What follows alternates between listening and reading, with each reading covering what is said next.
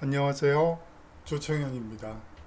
9월 24일 금요일 서양사상가 지성사 시작하도록 하겠습니다.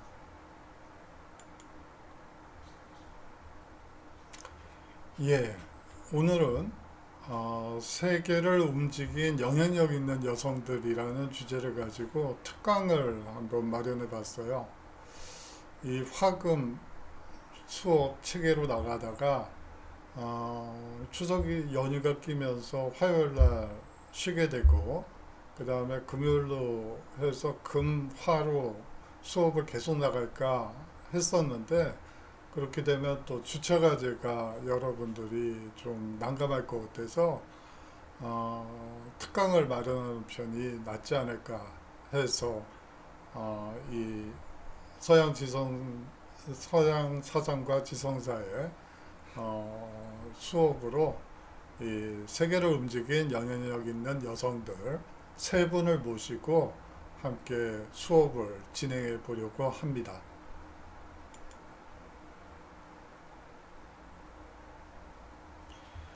예, 오늘 강의는요, 이 샤틀레 부인이라고 하는 후작 부인이 있습니다. 어떻게 보면 프랑스 자연과학의 발달에 있어서 기초 연구를 한 대표적인 과학자입니다. 그럼에도 불구하고 과학 아카데미에서 정회원 자격을 받지 못했죠. 하지만 이분이 연구 성과 그리고 번역 작업이 없었다면 지금의 프랑스는 아마 존재하지 않았을 것으로 보여요. 그 정도로 자연과학계에서 가장 중요한 인물 중에 한 분입니다. 그리고 올랭푸드 구주라는 여성은 프랑스 혁명기에 여성 인권과 노예 해방을 주장하면서 등장한 여성 혁명가라고 볼 수 있습니다.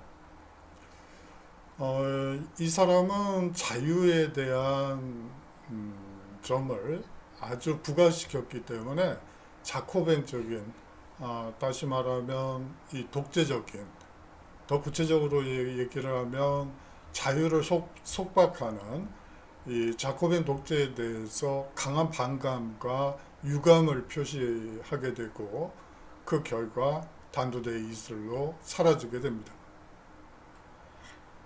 다음으로 엘리자베스 비제 르 브랭이라는 분은 여성 화가죠. 초상화가고요. 마리 앙뚜아네트의 초상화를 그린 여성으로 알려져 있고 이 프랑스 왕립 회화 조각 아카데미의 최초의 여성 정회원입니다. 이렇게 세 분을 한번 모셔보고 이 영향력 있는 어떻게 보면 세계의 지성사에서 영향력 있는 세 분을 모시고 수업을 진행해 보려고 합니다. 오늘 살펴볼 학습 개요는요, 이 프랑스 과학 발전의 토대를 마련한 에밀리 디 샤틀레 그리고 여성의 권리와 노예 해방을 부르짖은 올랭푸드 구즈 그리고 프랑스 왕립 회화 조각 아카데미 첫 여성 정예원 비제 르 브랭 이렇게 세 분을 가지고 한번 수업을 진행하도록 하죠.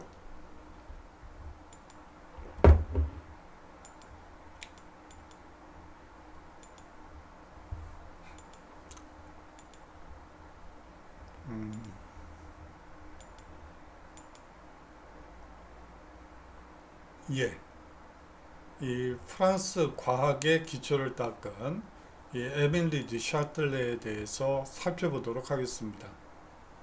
무엇보다도 이 자연과학에 특히 미적분 그리고 해석기하학의 아주 두각을 나타냈던 여성 수학자이자 과학자입니다.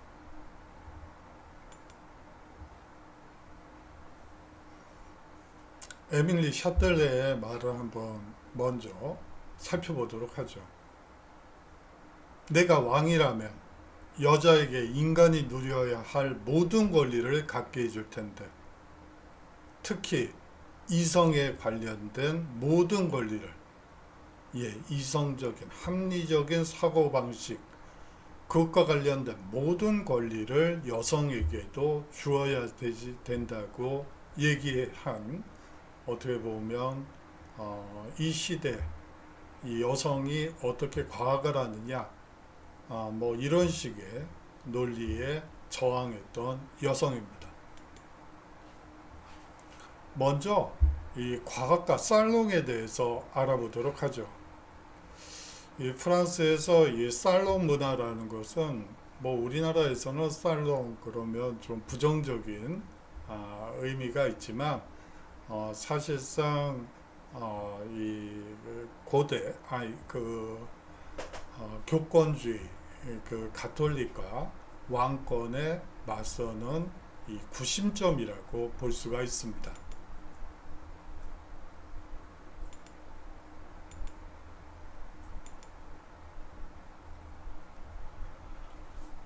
예, 18세기 프랑스에서는 이 살롱 문화가 발달하게 되는데요.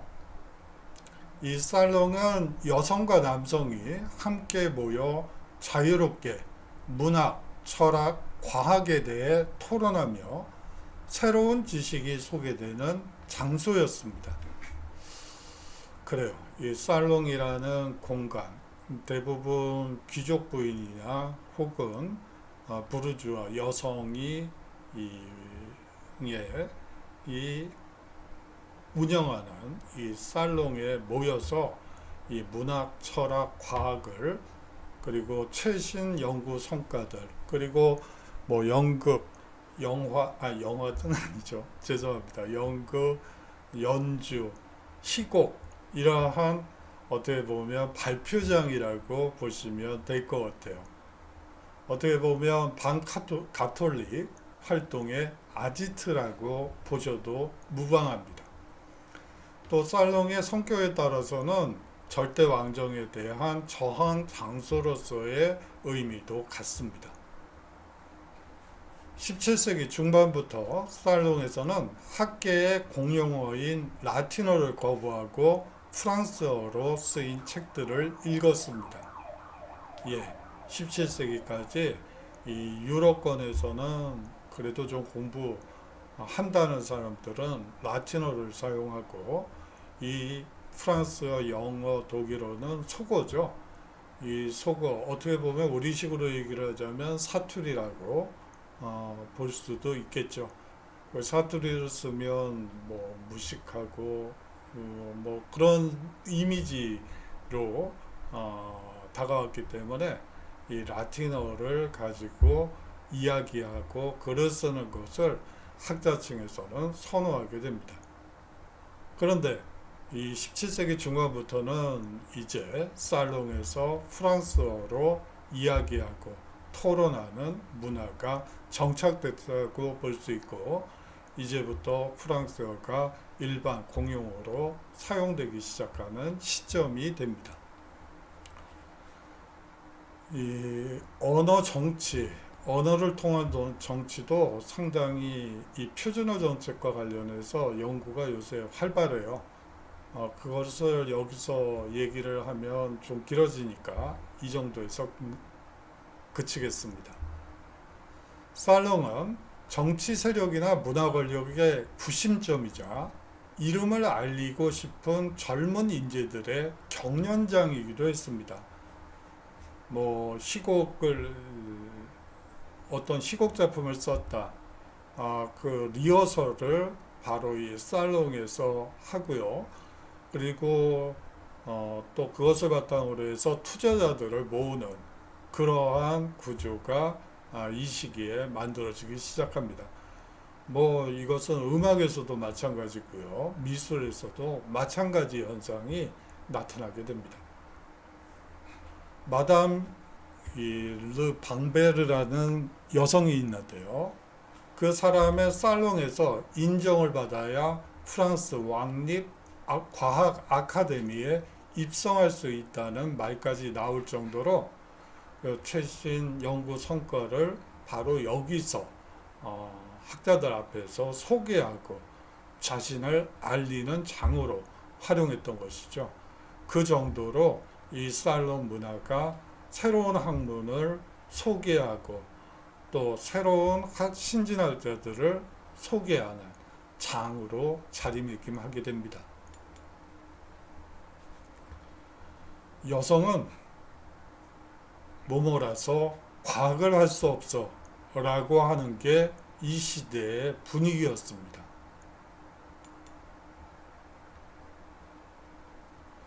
과학자들은 살롱 호스트인 여성들의 협력을 얻어 대중에게 과학을 선전했습니다. 살롱의 주인은 대부분 귀족 부인이나 혹은 부르주아 여성들이 대부분이었죠. 그들의 협력이 없다면 사실상 과학이 대중에게 소개될 일이 별로 없게 되는 것이죠. 바로 이 살롱 호스트인 여성들의 협력이 과학의 대중화에 가장 큰 역할을 하게 된 것이라고 보시면 됩니다. 여성은 학회의 회원이 될 수 없었다는 점도 이 시기의 특징이죠. 이 17세기는 사실상 절대왕정 시기고요. 우리가 보통 바로크 시대라고 얘기를 합니다. 사실상 이 시기는 신분제 사회이기도 하죠. 귀족 계급과 성직자 계급, 평민 계급으로 나뉘어져 있던 그런 어떻게 보면 신분제 사회이기도 합니다. 그렇기 때문에 여성은 학회, 과학 아카데미에 왕립 과학 아카데미 정회원이 될 수도 없었죠. 학회는 여성에게 남성이 독점해온 과학자 자격을 부여하지 않았습니다. 계몽주의 시대에 과학자가 된 여성이 에밀리 디 샤틀레입니다. 디드로와 달랑베르가 편찬한 백과전서의 여러 항목에는 그의 연구 성과를 그대로 쓴 경우가 많았죠. 대부분 거의 이 샤틀레 부인의 이 내용을, 이 저작 내용을 그대로 퍼온 경우가 많습니다. 그렇기 때문에 어떻게 보면 계몽주의의 어머니라고 불러도 과언이 아닙니다. 이 샤틀레 부인의 아버지는 아들과 딸을 똑같이 교육시킨 아버지였습니다. 이 시기에는 남녀 간에 배워야 될 것들이 달랐죠. 아들들은 대부분 귀족 아들들은 대부분 독선생 과외를 하게 됩니다. 유명한 학자들을 모셔놓고 그 사람에게 거의 독선생 과외 수업을 받게 되고요. 딸들은 이제 시집을 가기 위한 준비 교육을 하게 됩니다. 그런데 이 샤틀레 부인의 아버지는 아들과 딸을 똑같이 교육시켰습니다. 이 계몽주의자인 아버지 부르테유 남작이 직접 가르치고 가정교사를 두어 교육을 받게 합니다. 이 시기에는 독선생 과외가 대부분이라고 보시면 돼요. 학교에 간다든지 그런 경우는 없었다고 보시면 됩니다. 이 막내딸에게 승마와 패싱도 가르쳐서 이 샤틀레 부인은 왕실 근위대장인 자크 드 브랭과 광장에서 결투를 벌이기도 할 정도로 이 승마와 펜싱 실력 역시 뛰어났던 여성입니다. 라틴어를 포함해서 7개 국어를 읽고 쓸 수 있었고요. 특히 수학과 물리학에 두각을 보이게 됩니다. 초상화가 있어서 한번 가지고 와봤습니다. 이 하나의 에피소드인데요. 해석기학을 활용해서 이 도박을 해서 큰 돈을 번 적도 있다고 합니다.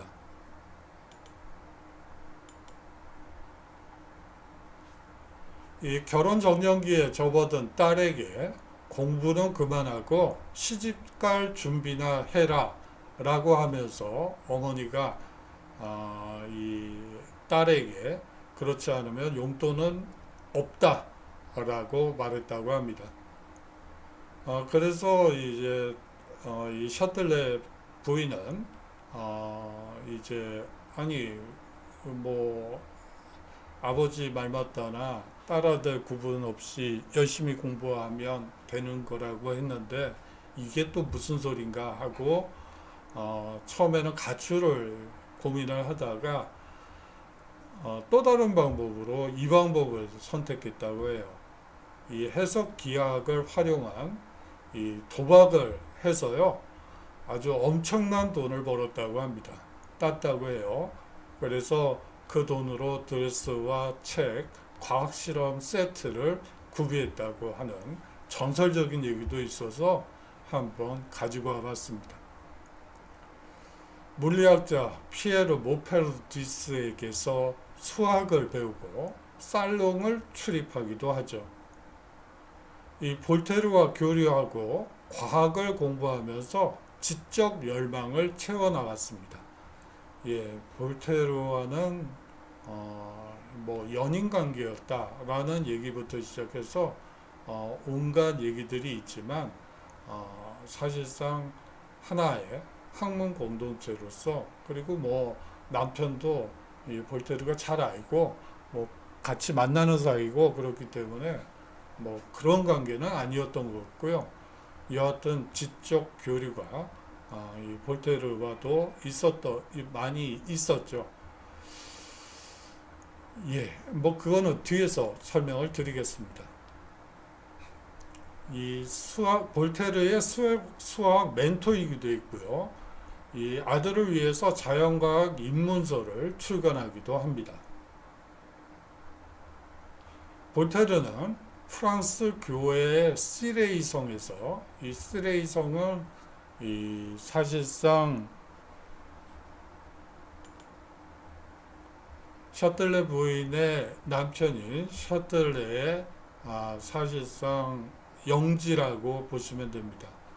이 프랑스 교회의 시레이성에서 아이작 뉴턴의 프린키피아에 감명받고 이 뉴턴의 새로운 과학에 대한 책을 집필하고 있었습니다. 셔틀레 부인은 볼테르와 뉴턴의 과학에 대해 토론하며 미적분을 활용해 뉴턴의 과학을 설명했죠. 뉴턴의 프린키피아를 철학적으로 해석한 볼테르와 달리 샤틀레 부인은 근대 과학과 수학의 관점에서 이해했습니다. 다시 말하면 볼테르는 철학으로서 프린키피아를 보았던 것에 비해서 샤틀레 부인은 그야말로 순수한 과학과 수학의 관점에서 이해했고요. 이 볼테르가 약간 좀 수학이 딸렸던 것 같아요. 그래서 샤틀레 부인이 이 수학 공식을 활용해서 수학적으로 이 가르침을 줬다고 볼 수가 있습니다.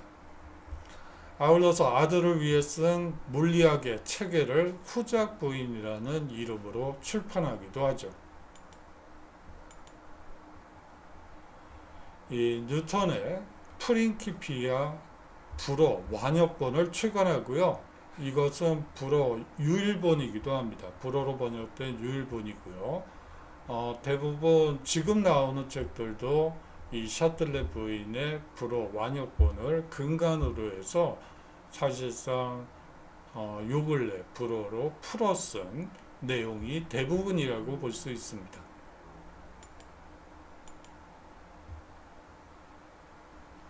셔틀레 부인은 능숙한 라틴어와 수학 실력을 바탕으로 이 프린키피아 자체가 라틴어로 쓰여 있습니다. 뉴턴의 프린키피아를 불어로 번역한 샤틀레 후작 부인에 의한 자연 철학의 수학적 원리를 출판하게 되죠. 불어로 번역된 유일본입니다. 지금 이 프린키피아가 많이 여러 출판사에서 여러 판이 나오긴 하지만 대부분 샤틀레 부인의 불어판을 그대로 활용한 소위 말하는 윤문안 정도에 지나지 않습니다.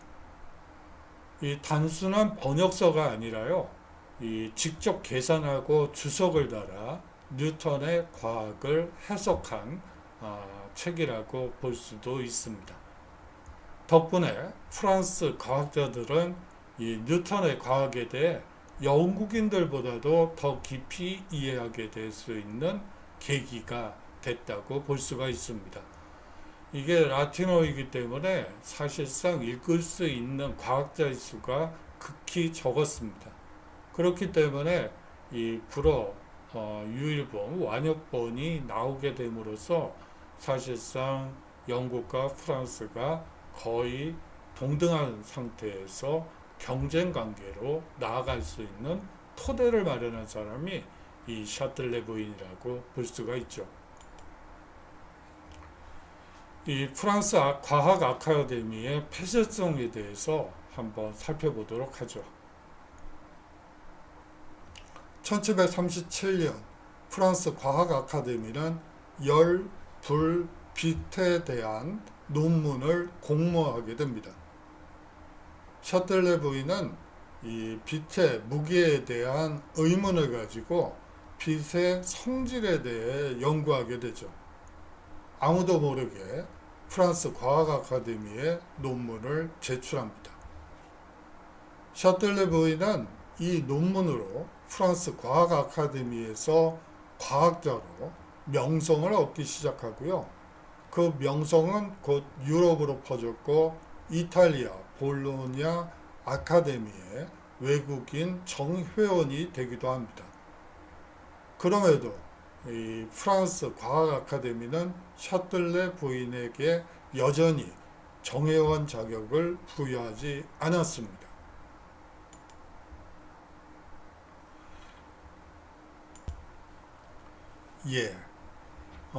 다음으로 이 프랑스 여성혁명가 올랭푸드 구주에 대해서 살펴보도록 하겠습니다.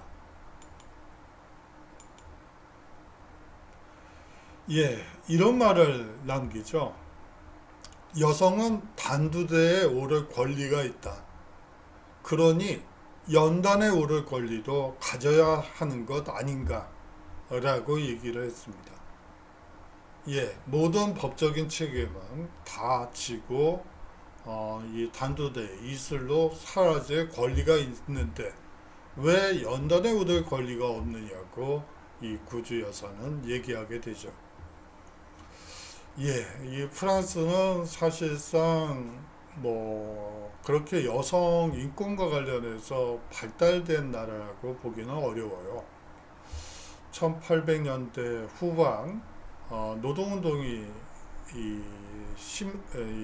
강해졌을 때 이 여성 노동자들이 연단에 오르기 위해서는 이 남편이나 그리고 아버지나 아니면 장남의 코사인을 받아가지고 이 연단에서 말할 수 있는 권리를 얻었습니다. 다시 말하면 남편이나 아버지나 장남, 아주 가부장적인 냄새가 풀풀 나죠. 이 허가를 해주지 않는 이상 연단에 오를 권리는, 다시 말하면 말할 권리가 없는 것이죠. 1960년대까지도 프랑스의 경우 여성은 은행 계좌를 열 수가 없었습니다. 여성이 이 은행 계좌를 열기 위해서는 남편이나 아버지나 아들은 아니었어요. 장남은 그 시대에는 1960년대는 아니었고요. 아버지나 남편의 이 코사인이 반드시 들어가야지 됐습니다. 다시 말하면 지금 우리 사회에서 그렇게 되는 경우는 한정치산자나 금치산자의 경우에 그렇게 되는데요. 뭐 그렇게 봤다고 여성을 그렇게 봤다고 봐야지 되겠죠. 예, 예, 옆으로 좀 샜네요. 이 올랭푸드 구즈는 사회 규범을 부정한 대표적인 사회 관행, 관습을 파괴한 여성으로 알려져 있습니다. 1748년 프랑스 남서부의 작은 도시 몽투방에서 퐁피냥 이 후작인 이 장자크 르프랑과 세탁부 어머니의 사생아로 출생하게 됩니다. 예, 하녀는 아니었고요. 이 세탁부였는데 둘 사이에서 사생아로 출생하게 되고요. 개인적으로도 불행했던 게 17세에 결혼해서 1년 만에 아들을 낳았는데 남편이 곧바로 사고사로 죽게 됩니다. 교통사고였죠. 마차에 부딪혀서 죽은 거였으니까 교통사고로 사망하게 되죠. 교통사고 그러니까 여러분들이 좀 이상하게 생각하실 수도 있는데요. 이 당시에도 마차로 인한 이 사망사고가 많았기 때문에 이 나름대로 도로교통법 같은 것들이 있었어요. 뭐 옆으로 약간 좀 셌네요. 그 후에 남편의 이름 대신 어머니의 이름을 따서 올랑푸드 구즈로 개명하게 됩니다. 당시의 사회규범을 부정한 행동이었죠. 대부분 남편의 성을 죽을 때까지 사용해야지 됨에도 불구하고 이 올랭푸드 구즈 같은 경우에는 남편의 이름을 버리고 이 어머니의 이름을 따서 끝까지 죽을 때까지 올랑푸드 구즈로 살아가게 됩니다. 당시의 사회규범을 철저히 부정한 행동이라고 볼 수가 있죠. 1770년 파리에서 이 계몽 철학을 독학으로 공부했고요. 당대 문인들과 활발히 교류하면서 여성의 현실을 비판하는 이 자전적 소설을 통해 명성을 얻게 됩니다. 한 가지 특징이 있다면 흑인 노예제에 반대하는 희곡이나 이 여성의 이혼권을 옹호하는 내용의 소설을 통해서 여성의 이혼 그리고 흑인 노예 해방 이러한 것들을 주장하게 되죠. 참혹한 상황에 놓인 흑인 노예의 현실에 분노하면서 노예 제도의 부당함을 고발하는 희곡을 무대에 올려 선구적 노예제 철폐 운동을 전개한 것으로 알려져 있습니다. 그래요. 이 노예제라는 게 있는데요. 우리가 보통 고대 노예제 사회, 중세 뭐 봉건제, 농노제, 뭐 근대 자본주의 뭐 이렇게 흔히들 도식적으로 설명을 합니다. 하지만 고대 사회에서도 시장 경제가 존재하죠. 그리고 중세 봉건제적인 요소도 분명히 존재합니다. 고대 사회에서도. 그런데 이 국가 총생산에서 사실상 노예제가 차지하는 비중이 90% 이상이기 때문에 우리가 보통 고대 사회는 노예제 사회다라고 얘기하는 것 뿐이에요. 그렇다고 해서 시장 경제가 없었던 것도 아니고요. 그리고 중세 봉건제적인 요소가 전혀 없었던 것도 아닙니다. 그거는 중세 사회에서도 마찬가지죠. 뭐 지금 현대 사회에서도 마찬가지입니다. 고대 노예제적인 성격 분명히 찾아보면 있을 거예요. 하지만 국가 경제 총생산에서 차지하는 비중은 1%가 될까 말까예요. 그렇기 때문에 우리는 현대 자본주의라고 얘기하는 것이죠. 우리가 너무 역사를 도식적으로만 바라볼 것은 아닌 것 같습니다. 그렇기 때문에 이 프랑스 혁명이 일어난 그 와중에 노예제는 여전히 존속하고 있었죠. 인간과 시민의 권리 선언이 있었다고는 하지만 그 당시에 여전히 노예제는 존속하고 있습니다. 노예제가 완전히 철폐된 것은 프랑스의 경우 1848년 언저리라고 보시면 될 것 같아요. 그전에는 이 노예제가 분명히 존재했습니다. 이 노예제 철폐론자로서 이 노예제에 기반한 플랜테이션 농법을 통해 대자본을 축적하고 이익을 보는 귀족과 부르주아 모두를 공격했어요. 그렇기 때문에 이 계통의 귀족과 부르주아들이 이 올레인푸드 구주를 보면서 저 여성이 지금 뭐 하고 있는 거지? 우리를 지금 비판하고 있는 거네? 뭐 이렇게 되면서 이 살롱 문화에서만 인정을 받았지 사실상 귀족과 부르주아로부터는 사실상 주 공격 대상이 되는 여성이 올랭푸드 구주입니다. 이 프랑스 혁명의 보편 인권과 국민 주권을 지지했습니다. 하지만 돌아온 건 아무것도 없었죠. 여성에게는 평등권이 주어지지 않는 현실의 모순에 환멸감을 느꼈다고 합니다. 프랑스 혁명 당시 발표된 인간과 시민의 권리 선언에 반박하는 내용을 담아 1791년 여성과 시민의 권리 선언을 발표하게 되죠. 우리가 보통 프랑스 혁명의 3대 가치를 얘기할 때 자유, 평등, 박애 뭐 이렇게 얘기를 합니다. 그런데 이 박애라는 말은 프라테르니 때는 사실상 형제라고 번역하는 게 맞아요.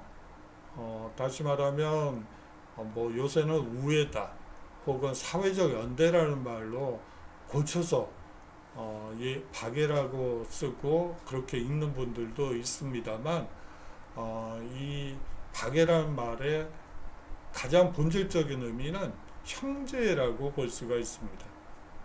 남성 시민들 간의 우애를 얘기하는 것이죠. 여성은요? 여성은 시민이 아니니까요.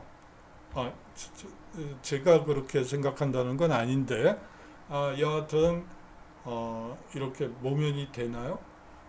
뭐 앞뒷말 자르면 상당히 위험해지겠는데요. 죄송합니다.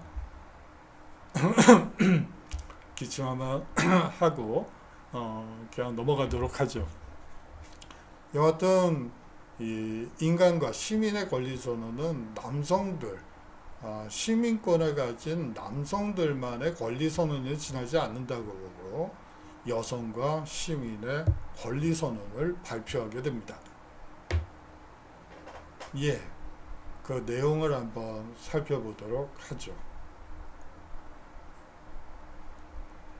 아기를 낳고 키워야 하기 때문에 여성은 수동적 시민일 수밖에 없다는 주장이 당시 횡행했습니다. 이건 뭐 혁명 지도자들이건 뭐 어떤 사람들이건 대부분의 남성들이 가지고 있는 사고 구조입니다.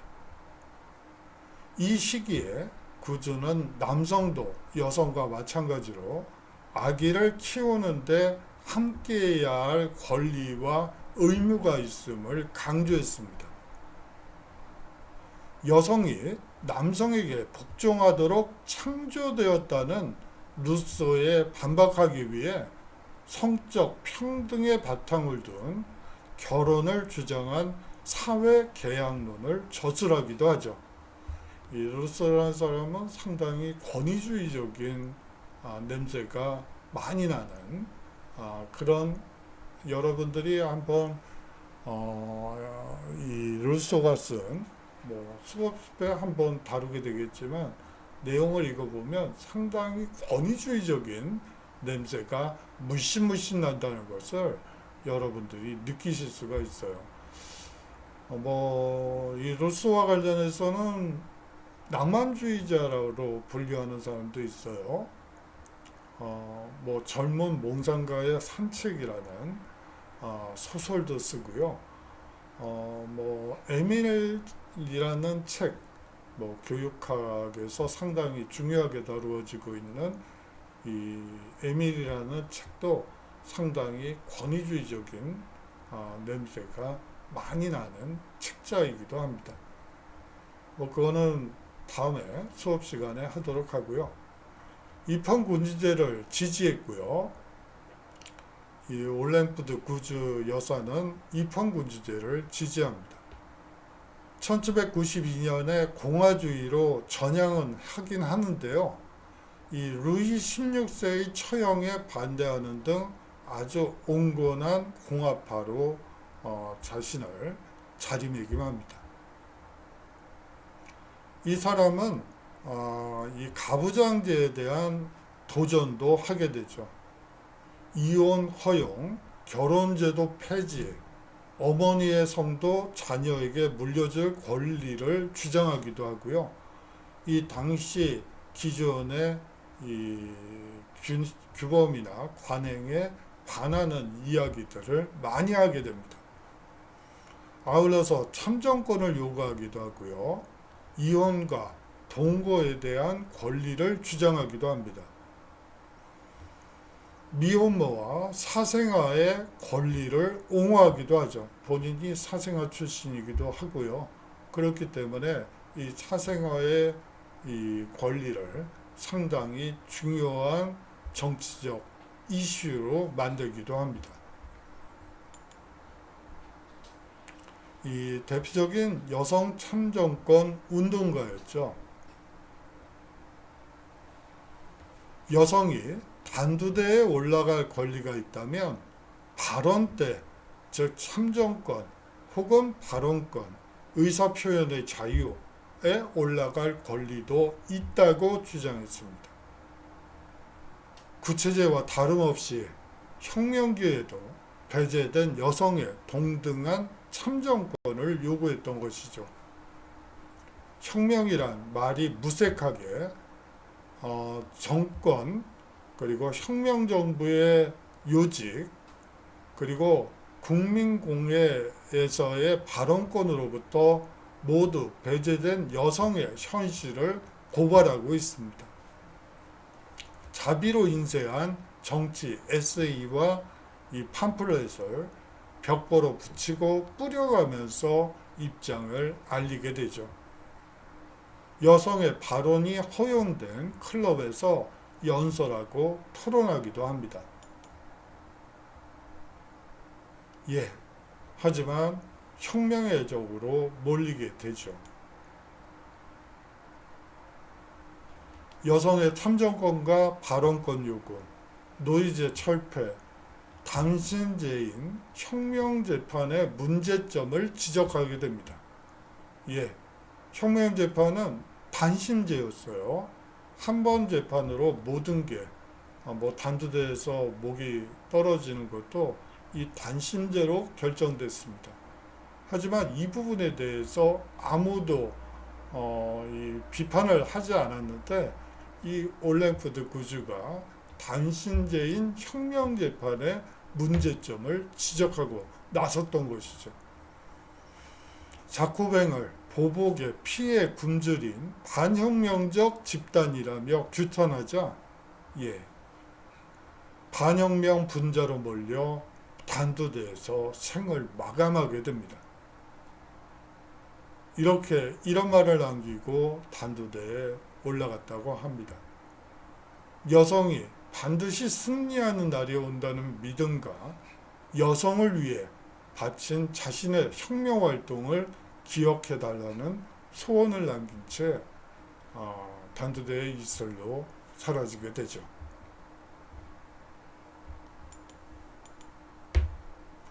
다음으로 이 여성화가 엘리자베스 비제 르브랭에 대해서 살펴보도록 하죠.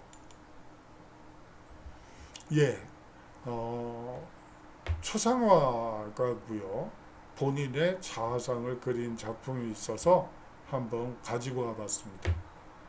팔레트를 들고 자신의 자화상을 그린 것이죠.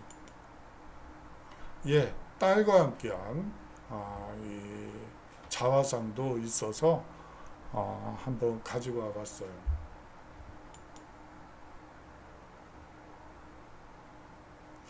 예, 요거는 한번 좀 읽어봐 주십사. 뭐 읽어드리지는 않겠습니다. 어떻게 보면 이 왕당파에 가까운 사람이라고 볼 수가 있습니다.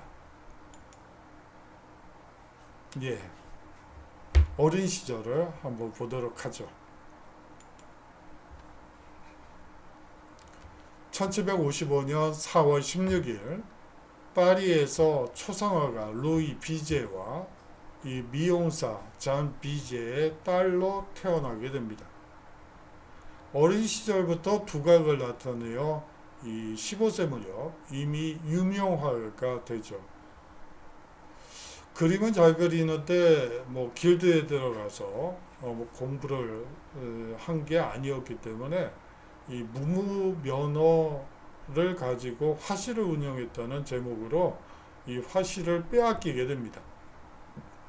그래서 1774년 10월 25일 생룩 미술 아카데미 정식 회원으로 가입하게 되죠. 이 프랑스 귀족들의 그림 주문이 세도했고요. 왕실 최상층 귀족들의 주문을 도맡게 됩니다. 마리 앙뚜아네트 왕비가 가장 총애하는 초상화가가 되죠.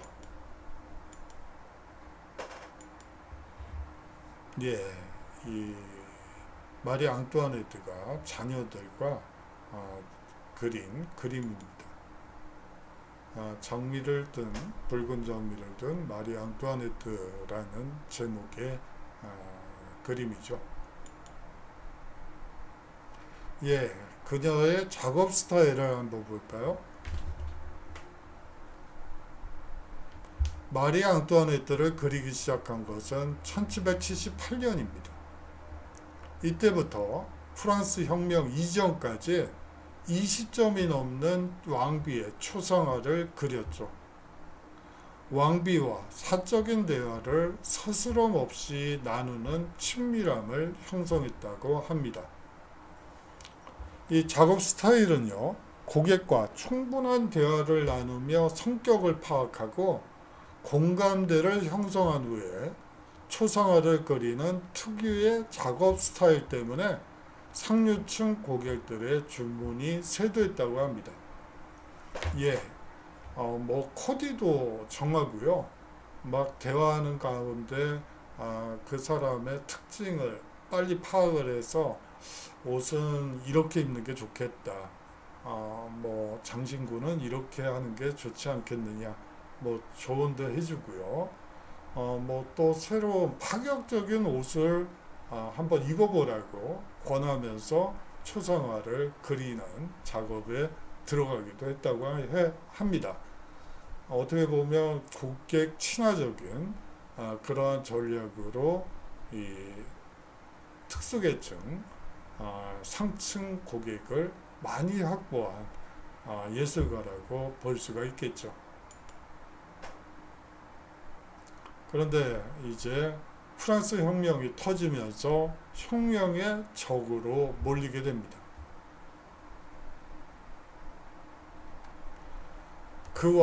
그녀와 귀족과의 관계, 궁정에서 누린 총애 때문에 혁명의 적이 되게 되죠.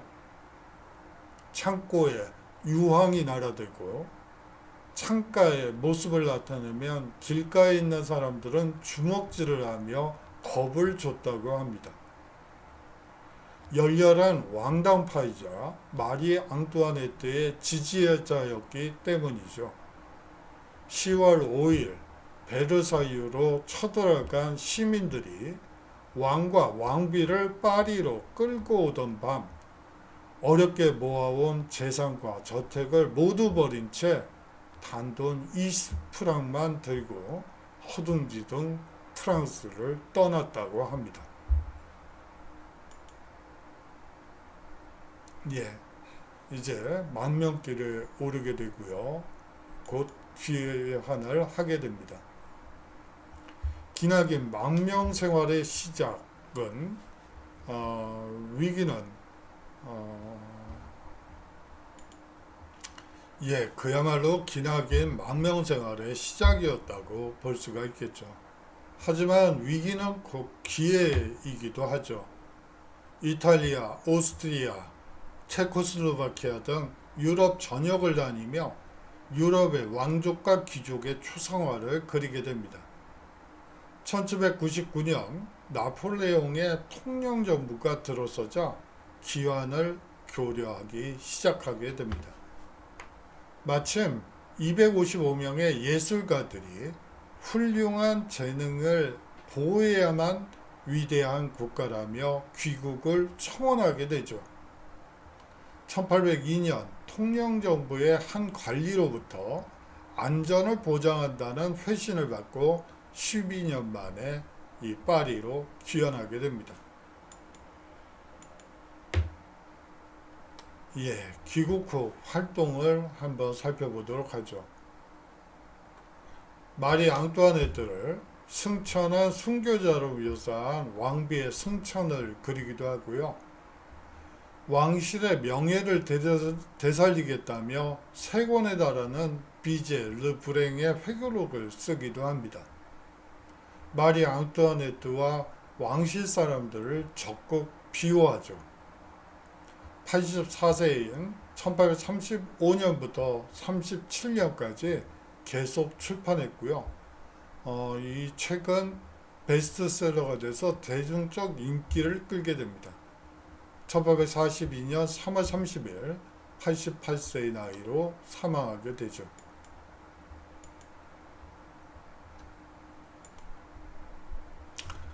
비제 르 브랭을 굳이 여기에 넣었던 이유는 자신의 소신을 끝까지 지켰던 이 여성 화가이자 또 최초의 왕립 이 회화 조각 아카데미 정회원 자격을 획득했다는 점, 2가지 점에서 제가 한번 넣어보게 되었습니다. 여기에 오늘의 핵심이 있는데요. 여러분들이 한번 읽어보시면 될 것 같고요. 그 수강 신청 변경하신 분들도 있는 걸로 알고 있고, 그래요. 제가 오리엔테이션 강의 때 말씀드린 것처럼 이 레포트를 여러분들께 내드렸어요. 여러분들이 그 오리엔테이션 강의 때 제가 말씀드린 대로 작성해서 제출해 주시면 됩니다. 장시간 동안 수업 들어주셔서 감사하고요. 다음 주에 에라스무스를 가지고 한번 여러분들과 인사 나누면서 에라스무스에 대해서 살펴보는 시간을 갖도록 하겠습니다. 안녕히 계십시오.